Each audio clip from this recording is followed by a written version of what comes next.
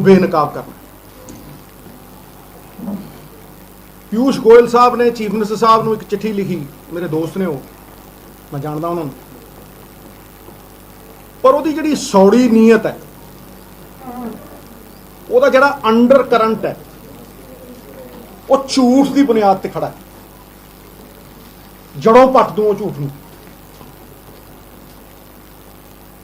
वैसे भी झूठ के पैर नहीं होंगे। उस चिट्ठी दे विच सब तो वड्डा मनसूबा यह है कि साडा age old tried tested successful APMC का जिहड़ा मंडी सिस्टम है उन्होंने अस्त व्यस्त करना, उन्होंने डिसरप्ट करना और पंजाब दे विच एक डिविजन पैदा करना भी किसान वीर सब समझते हो वो आड़तियों के खिलाफ खड़े हो जान, आड़ती उन्होंने खिलाफ खड़े हो जान और दोनों पुछ के पंजाब सरकार नूं खड़ के सवाल करन भी थोतों सरकार नहीं चलती, थोतों साडियां समस्यावां दा हल नहीं हुंदा।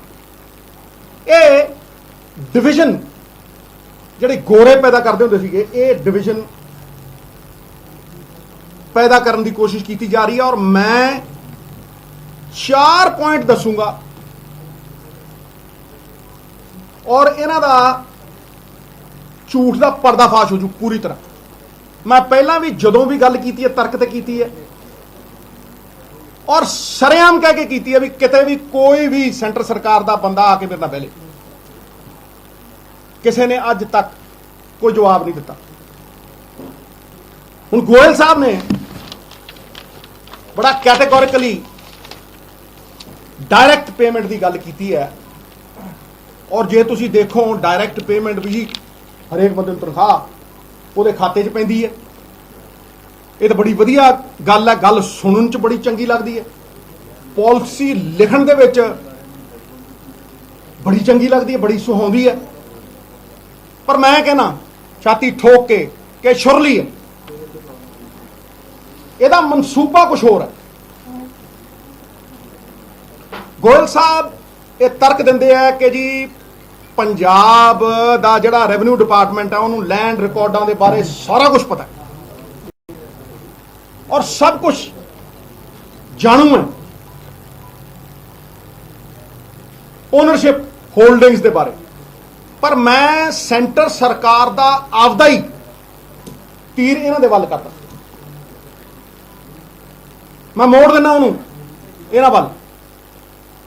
नैशनल सैंपल सर्वे 2012-13 का, ये मेरा नहीं है, ये नैशनल सैंपल सर्वे है।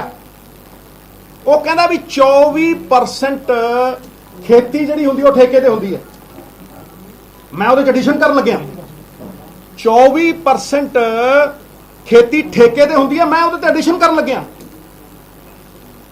वो खेती ओरल कॉन्ट्रैक्ट से होंदी है, किसी रिटन कॉन्ट्रैक्ट तो नहीं होंदी, अनरिटन है वो, ओरल है, जबानी है। आ पिंड मान वाले आ बैठा मेरा ताए दा मुंडा, इनू पुछो 2 एकड़ किते दिती हुई है, 3 एकड़ किते दिती हुई है, जबान ते दिती है या लिखत ते दिती है। हुण तुसीं मैनूं दसो कि गोयल साहब कहंदे भी सारे लैंड रिकॉर्ड हैगे ने, उन्हां कोल लैंड रिकॉर्ड जिहड़े ने ओनरशिप दे हैगे ने, वो जानते ने कि जी आ फलाने बंदे दी फलानी मालकीयत है, पर उन्हां दे कोल ठेके वाला कोई रिकॉर्ड नहीं है। और मैं तुहानूं चैलेंज नाल कहना, जो गोयल साहब कह रहे हैं तुसीं आ विसाखी दे उत्ते इन्हां दी चिट्ठी इन बिन लागू कर दिओ, इन बिन लागू कर दिओ, ते मैं तुहानूं कहना कि 25 तो 30% पंजाबियों को कोई पेमेंट नहीं मिलनी, कोई पेमेंट। वो खड़ा हो मंडी च कणक लैके, पर उन्होंने पेमेंट मिलने की कोई उम्मीद नहीं हो। और ये किहड़ा किसान है? मैं छाती ठोक के कहना, डंके की चोट से कहना, किहड़ा किसान है? ये 2 एकड़ वाला जेड़ लैंड होल्डिंग्स छोटियां हो गई। तुसीं देखो साडी जवानी बाहर जाई जाती है, ਜੱਟਾਂ ਦੇ ਜਿੰਨੇ ਪੁੱਤ ਹੁੰਦੇ ਉਨੀ ਜ਼ਮੀਨ ਵੰਡੀ ਜਾਂਦੀ ਹੈ, ਉਨਾ ਹੀ ਠੇਕਾ ਵਧੀ ਜਾਂਦਾ। ਇਹ ਸਾਰੇ ਉਹ ਨੇ ਜਿਹੜੇ ਕਤਾਰ ਦੇ ਵਿੱਚ ਅਖੀਰ 'ਚ ਖੜੇ ਨੇ, ਛੋਟੇ ਫਾਰਮਰ ਨੇ। ਇਹ 30% ਵਾਂਝੇ ਰਹਿ ਜਾਣਗੇ, ਮੈਂ ਡੰਕੇ ਦੀ ਚੋਟ ਤੇ ਕਹਿਣਾ। ਦੂਜੀ ਗੱਲ, ਮੇਰਾ ਦੂਜਾ ਪੁਆਇੰਟ, ਪਰ ਛੋਟੀ ਪ੍ਰੈਸ ਕਾਨਫਰੰਸ ਪਰ ਮੈਂ ਤਾਰ ਕਰ ਦੂੰ, ਜ਼ਾਰ ਕਰ ਦੂੰ। ਮੇਰਾ ਦੂਜਾ ਪੁਆਇੰਟ, ਭਾਈ ਇਹ ਛੋਟਾ ਕਿਸਾਨ ਜ਼ਮੀਨ ਠੇਕੇ ਤੇ ਲੈਣ ਤੋਂ ਪਹਿਲਾਂ ਪੈਸੇ ਕਿੱਥੋਂ ਲੈਂਦਾ? ਉਹਦੇ ਕੋਲ ਹੈ ਨਹੀਂ। ਜੇ ਉਹਨੇ 4 ਏਕੜ ਤੇ ਕਲਟੀਵੇਸ਼ਨ ਕਰਨੀ ਹੈ, 2 ਏਕੜ ਤੇ ਕਰਨੀ ਹੈ, 1.5 ਏਕੜ ਤੇ ਕਰਨੀ ਹੈ, 5 ਏਕੜ ਤੇ ਕਰਨੀ ਹੈ, ਉਹ ਆੜ੍ਹਤੀ ਤੋਂ ਪੈਸੇ ਲੈਂਦਾ। ਉਹ ਕਹਿੰਦਾ ਲਿਆ ਯਾਰ 2 ਲੱਖ ਦੇ ਦੇ ਮੈਨੂੰ, ਲੱਖ ਦੇ ਦੇ। ਕਿਉਂ? ਉਹਨੇ ਬੀਜ ਖਰੀਦਣਾ, ਉਹਨੇ ਠੇਕਾ ਦੇਣਾ। ਠੇਕਾ ਨਹੀਂ ਦੇਣਾ, ਉਹਨੇ ਠੇਕਾ ਦੇਣਾ। ਉਹਨੇ ਪੈਸਟੀਸਾਈਡ ਖਰੀਦਣੀ ਹੈ, ਖਰੀਦਣੀ ਕਿ ਨਹੀਂ ਖਰੀਦਣੀ? ਇਹ ਸਾਰਾ ਕੁਝ ਉਹਨੇ ਖਰੀਦਣਾ। ਫਿਰ ਉਹਦੀ ਕਾਸਟ ਆਫ ਪ੍ਰੋਡਕਸ਼ਨ ਹੈ, ਉਹ ਪਹਿਲਾਂ ਹੀ ਆੜ੍ਹਤੀਏ ਤੋਂ ਲੈਂਦਾ।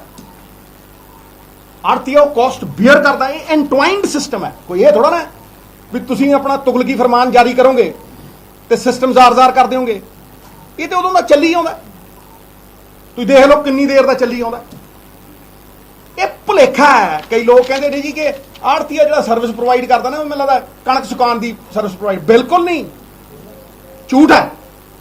ਜਿਹਨੇ ਖੇਤੀ ਕੀਤੀ ਹੈ, ਜਿਹੜਾ ਖੇਤਾਂ 'ਚ ਰੁਲਿਆ, ਮਿੱਟੀ ਨਾਲ ਮਿੱਟੀ ਹੋਇਆ, ਜਿਹਨਾਂ ਭਿੰਡੀਆਂ ਨੂੰ ਮੋਢੇ ਲਾਇਆ, ਨਵਜੋਤ ਸਿੰਘ ਸਿੱਧੂ ਵਰਗੇ ਬੰਦੇ, ਸਮਝ ਨਹੀਂ, ਉਹ ਜਾਣਦੇ ਆ ਵੀ ਇਹ ਸਿਸਟਮ ਕਿਵੇਂ ਚੱਲਦਾ। ਇਹ ਸਿਸਟਮ ਜਿਹੜਾ ਇਕਨੋਮਿਕ ਸਿਸਟਮ ਐਗਰੀਕਲਚਰ ਦਾ ਹੈ, ਦੇਖੋ ਐਗਰੀਕਲਚਰ ਦੀ ਰੀੜ੍ਹ ਦੀ ਹੱਡੀ ਕਿਸਾਨ, ਸਾਡੀ ਪਛਾਣ ਕਿਸਾਨ, ਜਗਦੀ ਜਾਨ ਕਿਸਾਨ। ਲੇਕਿਨ ਇਹ ਜਿਹੜੀ ਐਗਰੀਕਲਚਰ ਇਕਨੋਮੀ ਹੈ, ਇਹਦੀ ਰੀੜ੍ਹ ਦੀ ਹੱਡੀ ਆੜ੍ਹਤੀ ਹੈ। ਕੋਈ ਕਰ ਲੈ ਬਹਿਸ ਮੇਰੇ ਨਾਲ, ਤੁਸੀਂ ਕਰ ਦਿਓ 1 ਮਿੰਟ ਦੇ ਵਿੱਚ। ਦੇਖੋ ਤੁਸੀਂ ਨਾਲ ਦੀ ਨਾਲ ਉਹ ਖੜੇ ਆ। ਤੇ ਜਿਹੜੀ ਫਸਲ ਵੀ ਚੁੱਕਦੀ ਹੈ ਪੰਜਾਬ ਸਰਕਾਰ, ਉਹ ਤੁਹਾਨੂੰ ਲੱਗਦਾ ਕਿ ਉਹ ਆਪ ਹੀ ਚੁੱਕ ਲੈਂਦੇ? FCI ਚੁੱਕਦੀ ਹੈ, ਸਾਰੇ ਆੜ੍ਹਤੀਆਂ ਨੂੰ ਕਿਹਾ ਜਾਂਦਾ। ਗੱਡੀਆਂ ਉਹ ਲਿਆਉਂਦੇ ਆ, ਟੋਚਨ ਉਹ ਪਾਉਂਦੇ ਆ, ਸਮਾਨ ਉਹ ਪਹੁੰਚਾਉਂਦੇ ਆ। ਕੌਣ ਕਹਿੰਦਾ ਭਾਈ ਵੀ ਜਿਹੜਾ ਆੜ੍ਹਤੀ ਹੈ ਉਹ ਇਹਦਾ ਹਿੱਸਾ ਨਹੀਂ ਹੈ? He is not entwined with the system. ਮੈਨੂੰ ਕੋਈ ਸਮਝਾ ਦੇ। ਫਿਰ ਤੁਸੀਂ ਕਹਿੰਦੇ ਹੋ ease of doing business. Ease of doing business ਤੇ ਇਹੀ ਹੈ ਵੀ ਗੁੱਡ ਫੇਥ ਤੇ ਕੰਮ ਚੱਲ ਰਿਹਾ। ਆੜ੍ਹਤੀ ਨਾਲ ਗੁੱਡ ਫੇਥ ਤੇ ਕੰਮ ਚੱਲ ਰਿਹਾ, ਜ਼ੁਬਾਨ ਦੇ ਨਾਲ ਕੰਮ ਚੱਲ ਰਿਹਾ। ਤੁਸੀਂ ਤਾਂ ਕਹਿੰਦੇ ਹੋ ਨਾ ਈਜ਼ ਆਫ। ਲਓ ਮੈਂ ਤੁਹਾਨੂੰ ਗਰੰਟੀ ਦਿੰਦਾ, ਤੁਸੀਂ ਕਹੋ ਜੀ ਕਾਗਜ਼ ਪੇਸ਼ ਕਰੋ, ਕਿਸੇ ਨੇ 6 ਮਹੀਨੇ ਦਾ ਕੰਟਰੈਕਟ ਕੀਤਾ, ਕਹਿੰਦੇ ਤੁਸੀਂ ਜਾ ਕੇ ਤਹਿਸੀਲਦਾਰ ਕੋਲ ਖੜਾ ਦਿਓਗੇ, ਤੁਸੀਂ ਜਾ ਕੇ ਪਟਵਾਰੀਆਂ ਦੇ ਕੋਲ ਖੜਾ ਦਿਓਗੇ, ਰਜਿਸਟਰੀ ਜਿੰਨਾ ਕੰਮ ਕਰਾਉਣਾ ਪਊ। ਕਿੰਨੇ ਕਰ ਦੇਣਗੇ ਮੈਨੂੰ ਦਿਖਾ ਦਿਓ। ਕਹਿੰਦੇ ਜੀ ਹਰਿਆਣਾ ਕਰ ਦੂ। ਮੈਂ ਦੇਖੂ 6 ਮਹੀਨਿਆਂ ਬਾਅਦ, ਸਾਲ ਬਾਅਦ ਰੌਲਾ ਕਿਦਾ ਪਤਾ, ਹੈਲੀਕਾਪਟਰ ਨਹੀਂ ਉਤਰਨ ਦਿੰਦੇ। ਪਤੰਦਰਾਂ ਨੇ ਪੰਗਾ ਪਾਇਆ, 30% ਸਾਂਭ ਕੇ ਦਿਖਾਣਗੇ ਜੱਟਾਂ ਨੂੰ। ਇਕੱਠੇ ਨੇ ਹੁਣ ਪੰਜਾਬ ਵਾਲਿਆਂ ਨਾਲ। ਕਰ ਦੂ। ਅਗਰ ਇਹ ਹੋ ਗਿਆ, ਅਗਰ ਮੇਰੀ ਚਾਚੀ ਦੇ ਮੁੱਛਾਂ ਹੁੰਦੀਆਂ, ਮੈਨੂੰ ਚਾਚਾ ਨਾ ਕਹਿੰਦਾ ਕਰਕੇ ਵਿਖਾਓ, 2 ਸਾਲਾਂ 'ਚ ਦੇਖਾਂ, ਮੈਂ ਦੇਖੂਗਾ ਵੀ ਇਹ ਕਿੰਨਾ ਹੁੰਦਾ। ਇਹ ਸਾਡਾ ਜਿਹੜਾ ਸਿਸਟਮ ਹੈ, ਇਹ ਜਿਹੜੀ ਕਾਗਜ਼ੀ ਕਾਰਵਾਈ ਹੈ, ਇਹਦੇ 'ਚ ਨਹੀਂ ਹੈਗੀ। ਸਾਰੇ ਡਾਇਰੈਕਟ ਪੇਮੈਂਟ ਜਿੰਨੇ ਹੈਗੇ ਨੇ, ਇਲੈਕਟ੍ਰਿਸਿਟੀ ਦੇ ਬਿੱਲ ਹੋਏ, ਮੈਂ ਹੁਣ ਇਹ ਕਹਿੰਦੇ ਨੇ ਜੀ ਇਹ ਡਾਇਰੈਕਟ ਪੇਮੈਂਟ ਜਿਹੜੀ ਹੈ, ਇਹਨੂੰ ਕੋਈ ਕਿੰਤੂ ਪਰੰਤੂ ਨਹੀਂ ਹੈ। ਇਹ ਤਾਂ ਸਾਰੇ ਕਹਿਣਗੇ। ਮੈਂ ਤੁਹਾਨੂੰ 3 ਡਾਇਰੈਕਟ ਪੇਮੈਂਟਾਂ ਜਿਹੜੀਆਂ ਸਰਕਾਰ ਕਰ ਰਹੀ ਹੈ ਨਾ, ਮੈਂ ਤੁਹਾਨੂੰ 3 ਦਾ ਐਗਜ਼ਾਮਪਲ ਦਿੰਦਾ। ਸਭ ਤੋਂ ਪਹਿਲਾਂ 7-8 ਮਹੀਨਿਆਂ ਪਹਿਲਾਂ, ਜਦੋਂ ਸਾਰੇ ਸੁੱਤੇ ਪਏ ਸੀ, ਜਦੋਂ ਇਲੈਕਟ੍ਰਿਸਿਟੀ ਅਮੈਂਡਮੈਂਟ ਬਿੱਲ ਵੈਬਸਾਈਟ ਤੇ ਚੜਿਆ ਸੀਗਾ ਗਵਰਨਮੈਂਟ ਆਫ ਇੰਡੀਆ ਦੀ, ਮੈਂ ਉਦੋਂ 7 ਮਹੀਨੇ ਪਹਿਲਾਂ, 8 ਮਹੀਨੇ ਪਹਿਲਾਂ ਕਿਹਾ ਸੀਗਾ ਇੱਕ ਹੋਰ ਸਾਜ਼ਿਸ਼ ਆ ਰਹੀ ਹੈ। ਉਹ ਅਮਲੀ ਜਾਮਾ ਚਾੜਤਾ। ਹੁਣ ਕਹਿੰਦੇ ਜੀ ਪੁੱਛ ਕੇ ਕਰਾਂਗੇ। ਇਹ ਪੁੱਛਿਆ ਸੀ ਤੁਸੀਂ? ਜਿਹੜੇ 3 ਕਾਲੇ ਕਾਨੂੰਨ ਲਿਆਏ ਸੀਗੇ, ਕਿਸਾਨ ਨੂੰ ਪੁੱਛਿਆ ਤੁਸੀਂ? ਕਿਸਾਨ ਨੂੰ ਭਾਗੀਦਾਰ ਜਿਹਦੇ ਫਾਇਦੇ ਲਈ ਤੁਸੀਂ ਕਰੋ, ਜਦੋਂ ਉਹਨੂੰ ਨਹੀਂ ਪੁੱਛਦੇ, ਫਿਰ ਦਾ ਕੀ ਉਹ ਹੈ? Electricity amendment bill direct payment ਪਾਉਂਦਾ ਕਿਸਾਨ ਦੇ ਉਸ 'ਚ, ਲੇਕਿਨ ਸਵਾਲ ਦੋਨਾਂ ਥਾਵਾਂ ਤੇ ਇਹੀ ਹੈ ਕਿ ਉਹ ਪਹੁੰਚੂ। ਜਦੋਂ ਤੁਸੀਂ ਕਹੋਗੇ ਪੰਜਾਬ ਸਰਕਾਰ ਨੂੰ ਵੀ ਡਾਇਰੈਕਟ ਪੇਮੈਂਟ ਪਾ ਦੇ ਵੀ ਕਿਸਾਨ ਦੇ ਖਾਤੇ 'ਚ ਸਬਸਿਡੀ, ਪੰਜਾਬ ਸਰਕਾਰ ਕੋਲ 12,000 ਕਰੋੜ ਰੁਪਇਆ ਹੈ ਵੀ ਕਿਸਾਨ ਦੇ ਖਾਤੇ 'ਚ ਪਾ ਦੂਗੀ ਫ੍ਰੀ ਬਿਜਲੀ ਦੀ, ਉਸੇ ਵੇਲੇ ਖਤਮ ਹੋ ਜੂ 10-12,000 ਕਰੋੜ ਦੀ ਸਬਸਿਡੀ। ਉਸੇ ਵੇਲੇ ਖਤਮ। ਦੂਜੀ ਚੀਜ਼, ਬੜੇ ਧਿਆਨ ਨਾਲ ਸੁਣਿਓ, ਇਹ ਛੜਯੰਤਰ ਬਹੁਤ ਵੱਡਾ ਹੈ। ਦੂਜੀ ਚੀਜ਼, ਸਾਰੀ ਦੀ ਸਾਰੀ ਸਟੋਰੇਜ ਦੇਤੀ ਅਡਾਨੀ ਨੂੰ, ਸਾਰੀ ਦੀ ਸਾਰੀ ਰਿਟੇਲ ਦੇਤੀ ਅੰਬਾਨੀ ਨੂੰ, ਠੀਕ ਹੈ। ਉਦੋਂ ਬਾਅਦ ਕਹਿੰਦੇ ਜੀ ਅਸੀਂ ਤਾਂ ਪੀਡੀਐਸ ਸਿਸਟਮ ਖਤਮ ਕਰਾਂਗੇ, ਪੀਡੀਐਸ ਸਿਸਟਮ ਖਤਮ ਕਰਾਂਗੇ, ਜਿਹੜਾ ਗਰੀਬ ਨੂੰ 3 ਰੁਪਏ ਚੌਲ, 1 ਰੁਪਏ ਚੌਲ, ਅਸੀਂ ਹੁਣ ਗਰੀਬ ਨੂੰ ਉਹਦੇ ਖਾਤੇ 'ਚ ਪਾਵਾਂਗੇ ਪੈਸੇ, ਉਹਦੇ ਖਾਤੇ 'ਚ ਪਾਵਾਂਗੇ। ਬਹੁਤ ਚੰਗੀ ਗੱਲ ਹੈ ਜੀ, ਲੋਕ ਕਹਿਣਗੇ ਬੜੀ ਵਧੀਆ ਗੱਲ ਹੈ ਜੀ, ਖਾਤੇ 'ਚ ਪਾਵਾਂਗੇ। ਪਰ ਤੁਸੀਂ ਮੈਨੂੰ ਇਹ ਦੱਸੋ, ਮੈਂ ਸਵਾਲ ਪੁੱਛਦਾ ਵੀ ਜਦੋਂ ਹੁਣ ਗਰੀਬ ਦੇ ਪੈਸੇ ਖਾਤੇ 'ਚ ਆ ਗਏ, ਉਹ ਮਾਰਕੀਟ ਰੇਟ ਤੇ ਖਰੀਦੂਗਾ ਜਾਂ 3 ਰੁਪਏ ਕਿਲੋ ਖਰੀਦੂਗਾ? ਦਿਖਾਓ, ਦੱਸ ਦਿਓ। ਗੇਮ ਦੇਖੋ ਕਿ ਗਰੀਬ ਦੇ ਖਾਤੇ 'ਚ ਪੈਸੇ ਪਾਤੇ, ਉਹਦੇ ਗਰੀਬ ਦੇ ਖਾਤੇ 'ਚ ਆ ਗਏ ਪੈਸੇ, ਪਰ ਉਹ ਖਰੀਦੂਗਾ ਜਾ ਕੇ ਅੰਬਾਨੀ ਦੀ ਰਿਟੇਲ ਤੋਂ ਔਰ ਮਾਰਕੀਟ ਰੇਟ ਦੇ ਉੱਤੇ। ਤੀਜੀ ਡਾਇਰੈਕਟ ਪੇਮੈਂਟ ਆ, ਤੀਜੀ ਡਾਇਰੈਕਟ ਪੇਮੈਂਟ ਆ ਜਿਹਦੇ ਤੁਸੀਂ 30% ਲੋਕਾਂ ਨੂੰ ਵਾਂਝਾ ਕਰ ਦਿਓਗੇ ਪੇਮੈਂਟ ਤੋਂ, ਐ ਖੜਾ ਕਰ ਦਿਓ ਜਿਵੇਂ ਸੜਕ ਦੇ ਉੱਤੇ ਖੜੇ ਕੀਤੇ ਹੁੰਦੇ। ਕੋਈ ਰਿਕਾਰਡ ਨਹੀਂ ਲਿਆ ਸਕਦਾ ਉਹਨੂੰ ਪਟਵਾਰੀਆਂ ਦੇ ਕੋਲ, ਉਹਨੂੰ ਫਲਾਨੀ ਥਾਂ ਦੇ ਉੱਤੇ ਜਾ ਕੇ ਖੜਾ ਕਰਨਾ। ਤੀਜੀ ਚੀਜ਼ ਜਿਹਦਾ ਕਿ ਸਭ ਤੋਂ ਵੱਡਾ ਪੈਰਾਡੌਕਸ, ਜਿਹੜਾ ਕਿ ਤੁਹਾਡੇ ਜਿਹੜਾ ਤੁਸੀਂ ਕਹਿੰਦੇ ਹੋ ਨਾ ਵਨ ਨੇਸ਼ਨ ਵਨ ਮਾਰਕੀਟ, ਬਖਸ਼ਿਓ ਦੇੜ ਦੋ। ਵਨ ਨੇਸ਼ਨ ਵਨ ਮਾਰਕੀਟ ਜਿਹੜੀ ਤੁਸੀਂ ਕਹਿੰਦੇ ਹੋ, ਇਦੋਂ ਵੱਡਾ ਝੂਠ ਹੈ ਹੀ ਕੋਈ ਨਹੀਂ। ਤੁਸੀਂ ਵਨ ਨੇਸ਼ਨ 2 ਮਾਰਕੀਟਸ ਕ੍ਰੀਏਟ ਕਰ ਰਹੇ ਹੋ। ਪੁੱਛੋ ਕਿਦਾਂ? ਵਨ ਨੇਸ਼ਨ 2 ਮਾਰਕੀਟਸ ਤੁਸੀਂ ਕ੍ਰੀਏਟ ਕਰ ਰਹੇ ਹੋ। ਮੈਂ ਤੁਹਾਨੂੰ ਗਾਰੰਟੀ ਦੇ ਕੇ ਕਹਿਣਾ, ਜੜਾ ਤੇ ਜਾ ਕੇ ਸਰਕਾਰੀ ਮੰਡੀ ਦੇ ਵਿੱਚ ਜਾ ਕੇ ਖਰੀਦੂਗਾ, ਉਹਦੇ ਲੈਂਡ ਰਿਕਾਰਡ ਵੀ ਦੇਵੇ, ਉਹਦੇ ਖਾਤਿਆਂ ਦੇ ਵਿੱਚ ਪੇਮੈਂਟ ਪਊ, ਉਹ ਜਾ ਕੇ ਪਟਵਾਰੀਆਂ ਕੋ ਖੜੇ, ਉਹ ਜਾ ਕੇ ਤਹਿਸੀਲਦਾਰਾਂ ਕੋ ਖੜੇ, ਤੇ ਜਿਹੜਾ ਪ੍ਰਾਈਵੇਟ ਸਬਜ਼ੀ ਮੰਡੀ 'ਚ ਜਾ ਕੇ ਵੇਚੂ, ਜਿਹੜਾ ਪ੍ਰਾਈਵੇਟ ਅੰਬਾਨੀ ਤੇ ਅਡਾਨੀ ਨੂੰ ਜਾ ਕੇ ਕਣਕ ਦਊ, ਜੀਰੀ ਦਊ, ਜਿਹੜਾ ਜਾ ਕੇ ਆੜ੍ਹਤੀਏ ਨੂੰ ਪ੍ਰਾਈਵੇਟ ਮੰਡੀ ਦੇ ਵਿੱਚ ਜੀਰੀ ਦਊ, ਉਹਨੂੰ ਕੋਈ ਲੋੜ ਨਹੀਂ ਹੈ, ਉਹਨੂੰ ਕੋਈ ਲੋੜ ਨਹੀਂ ਹੈ, ਉਹਨੂੰ ਨਾ ਕਾਗਜ਼ ਦਿਖਾਉਣ ਦੀ ਲੋੜ ਹੈ, ਉਹਨੂੰ ਭਾਵੇਂ ਆਨਲਾਈਨ ਪੇਮੈਂਟ ਕਰ ਦਿਓ, ਉਹਨੂੰ ਭਾਵੇਂ ਜਿਵੇਂ ਮਰਜ਼ੀ ਕੈਸ਼ 'ਚ ਪੇਮੈਂਟ ਕਰ ਦਿਓ। ਕਿ ਤੁਹਾਡੇ ਪਿਓ ਦਾ ਰਾਜ ਹੈ ਵੀ ਇੱਕ ਕਾਨੂੰਨ ਤੁਸੀਂ 2 ਤਰੀਕਿਆਂ ਨਾਲ 2 ਬੰਦਿਆਂ ਤੇ ਲਾਓਗੇ। ਇਹਦਾ ਮਤਲਬ you are promoting private mandis, you are promoting Ambanis and Adanis, you are promoting them। ਇਹ ਕਲੀਅਰ ਹੈ, ਇਹ ਸਾਫ਼ ਹੈ। ਨਹੀਂ ਤਾਂ ਤੁਸੀਂ ਡੀਲ ਉੱਥੇ ਕਿਉਂ ਨਹੀਂ ਲਾਏ? ਜਦੋਂ ਕੋਈ ਬੰਦਾ ਪ੍ਰਾਈਵੇਟ ਮੰਡੀ 'ਚ ਸਬਜ਼ੀ ਵੇਚਣ ਜਾਂਦਾ, ਨਹੀਂ ਤਾਂ ਉਹਨੂੰ ਟੈਕਸ ਲਾਦਾ।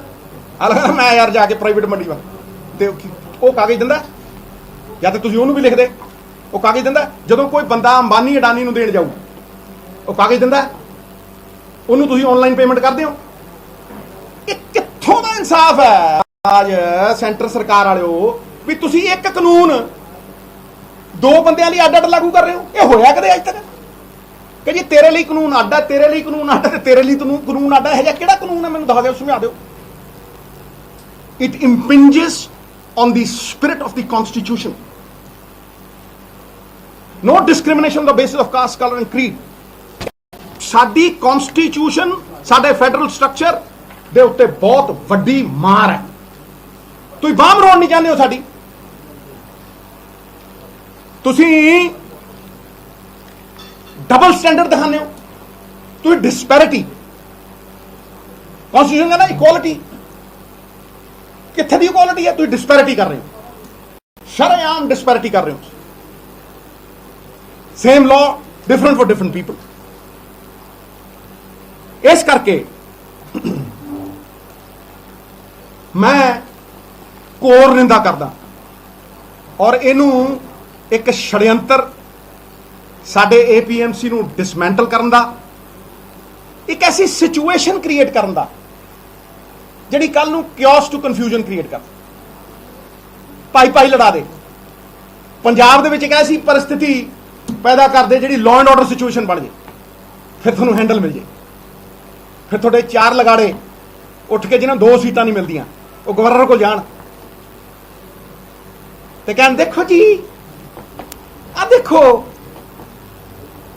ਸਥਿਤੀ ਖਰਾਬ ਹੋ ਗਈ। ਜਾਓ ਨਾ ਬਿਹਾਰ ਦੇ ਵਿੱਚ, ਕਹੋ ਸਥਿਤੀ ਖਰਾਬ ਹੋ ਗਈ, ਰੈਫਟੇ ਵੱਜਦੇ ਆ, ਧੱਕੇ ਮਾਰ ਲਿਜਾਂਦੇ ਆ। ਉਹ ਜਾਓ ਨਾ ਕੋ ਚੀਫ ਉੱਥੇ ਹਰਿਆਣੇ ਦੇ ਵਿੱਚ ਔਰ ਕਹੋ ਕਿ ਚੀਫ ਮਿਨਿਸਟਰ ਦਾ ਹੈਲੀਕਾਪਟਰ ਨਹੀਂ ਉਤਰਨ ਦਿੰਦੇ, ਡਿਪਟੀ ਸੀਐਮ ਨੂੰ ਪੈਰ ਨਹੀਂ ਧਰਨ ਦਿੰਦੇ। ਉੱਥੇ ਸਥਿਤੀ ਠੀਕ ਹੈ? ਆਪਣੀ ਵਾਰੀ ਆਊਂ ਹੈ। ਯੂ ਆਰ ਇਨਸਾਈਟਿੰਗ them, ਤੁਸੀਂ ਇਨਸਟੀਗੇਟ ਕਰ ਰਹੇ ਹੋ ਸਾਡੇ ਕਿਸਾਨ। ਤੁਸੀਂ ਉਹਨੂੰ ਪੀਸਫੁਲ ਪ੍ਰੋਟੈਸਟ ਕਰਨ ਤੋਂ ਬਹੁਤ ਜ਼ਿਆਦਾ ਉਹਦੀ ਬਾਹ ਮਰੋੜ ਰਹੇ ਹੋ। I categorically declare it as economic blackmail. ਮੈਂ ਕਹਿੰਦਾ ਇਹ ਇਕਨੋਮਿਕ ਬਲੈਕਮੇਲ ਹੈ। ਵੀ ਤੁਸੀਂ ਸਾਡੇ ਪਹਿਲਾਂ ਗੱਡੀਆਂ ਰੋਕਤੀਆਂ ਸੀ, ਤੁਸੀਂ ਸਾਡੇ ਤੇ ਪ੍ਰੈਸ਼ਰ ਪਾਉਂਦੇ ਹੋ। ਪੰਜਾਬੀ ਨੇ ਪੰਜਾਬੀ ਪਿਆਰ ਨਾਲ ਜਾਨ ਮੰਗੋ, ਜਾਨ ਵਾਰ ਦੇਣਗੇ। ਵਾਰੀ ਹੈ, ਇਹ ਉਹ ਸਟੇਟ ਹੈ ਜਿਹਨੇ ਦੇਸ਼ ਲਈ ਜਾਨਾਂ ਵਾਰੀਆਂ। ਪਰਮਵੀਰ ਚੱਕਰ ਜਿੱਤੇ 2% ਲੋਕਾਂ ਨੇ ਮੇਰੇ ਖਿਆਲ 67% ਲੋਕਾਂ ਦਾ ਪੇਟ ਭਰਿਆ।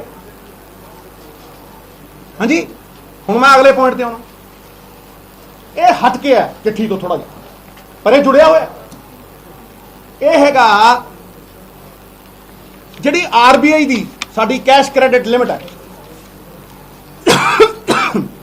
ਇਹ ਪੁਆਇੰਟ ਨੰਬਰ 4 ਹੈ, non extension of the cash credit limit. ਜਿਹੜੀ ਆਰਬੀਆਈ ਦੀ ਹੈ ਸਾਡੇ ਤੇ 89,200 ਕਰੋੜ ਦਾ ਕਰਜ਼ਾ। ਤੁਸੀਂ ਫਿਰ ਤੁਗਲਕੀ ਫਰਮਾਨ ਜਾਰੀ ਕਰਦੇ ਹੋ ਔਰ 3 ਦਿਨ ਦੇ ਵਿੱਚ ਤੁਸੀਂ ਐਨਪੀ ਡਿਕਲੇਅਰ ਕਰ ਦਿੰਦੇ। ਦਸ਼ਕਾਂ ਤੋਂ ਚੱਲਿਆ ਆ ਰਿਹਾ ਇੱਕ ਸਿਸਟਮ ਜਿਹਦੇ ਚ ਆਰਬੀਆਈ ਸਾਨੂੰ ਫੈਸਿਲਿਟੇਟ ਕਰਦੀ ਸੀ। ਹਾਂਜੀ, ਅਸੀਂ ਵੀ ਖਰੀਦਦੇ ਸੀ, ਉਹ ਵੀ ਖਰੀਦਦੇ ਸੀ, ਐਫਸੀਆਈ ਉਹ ਖਰੀਦੀ। ਤੁਸੀਂ ਇੱਕੋ ਦਮ 3 ਦਿਨ ਪਹਿਲਾਂ ਤੁਸੀਂ ਇਹ ਕਹਿੰਦੇ ਹੋ ਕਿ ਜੀ 21 ਤਰੀਕ ਨੂੰ ਦੀ ਤੁਸੀਂ ਐਨਪੀ ਹੋ ਗਏ, ਤੁਹਾਡਾ ਜਿਹੜਾ ਅਕਾਊਂਟ ਹੈ ਉਹ ਆਊਟ ਆਫ ਆਰਡਰ ਹੋ ਗਿਆ। ਆਈ ਕੁਐਸਚਨ ਦ ਟਾਈਮਿੰਗ। ਮੈਂ ਸਵਾਲ ਖੜੇ ਕਰਦਾ ਇਸ ਟਾਈਮਿੰਗ ਦੇ ਉੱਤੇ।